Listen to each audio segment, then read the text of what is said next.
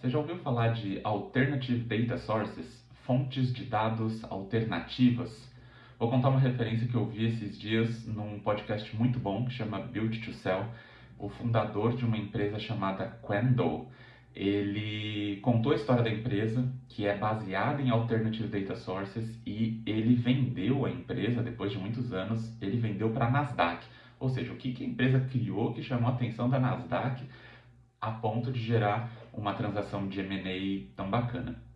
Qual que é a lógica dele? Ele começou a rastrear dados que são públicos, mas estão totalmente não estruturados, difíceis de acessar e difíceis de organizar, de preparar.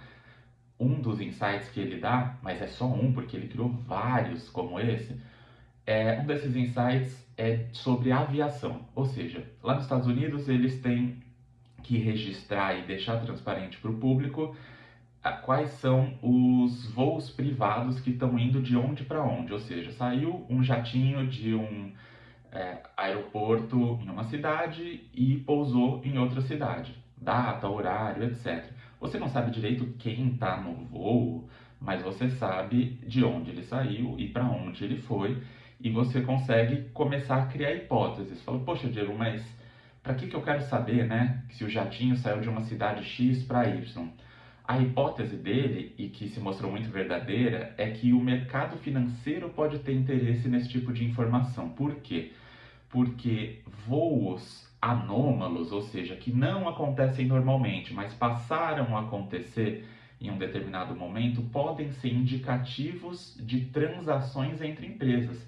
Ou seja, um voo que está saindo de um local perto à sede da Coca-Cola e está indo para uma cidade específica, mas que é sede de um concorrente menor, e esse voo nunca aconteceu, mas passou a acontecer nos últimos meses, isso pode ser um indício de que a liderança mais sênior da Coca-Cola está visitando e passando a ter conversas com a liderança mais sênior desse concorrente. É certeza? De forma nenhuma.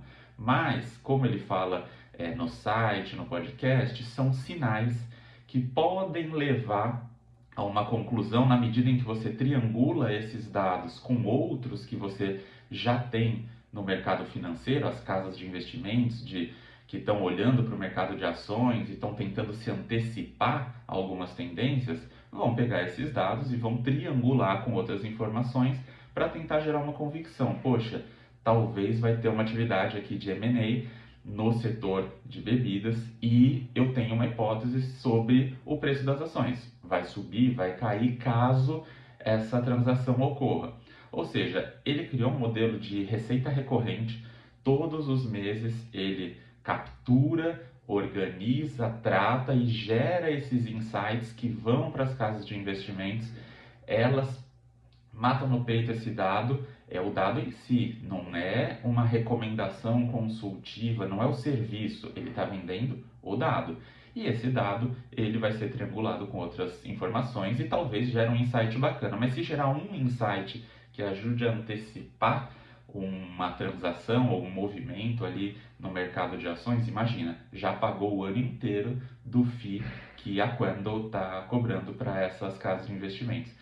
E como esse exemplo, ele criou vários outros, ou seja, escolheu um nicho específico, foi para cima desse nicho, criou um produto, um alternative data source que tem valor e começou a rentabilizar. Achou outro nicho e foi para cima dele.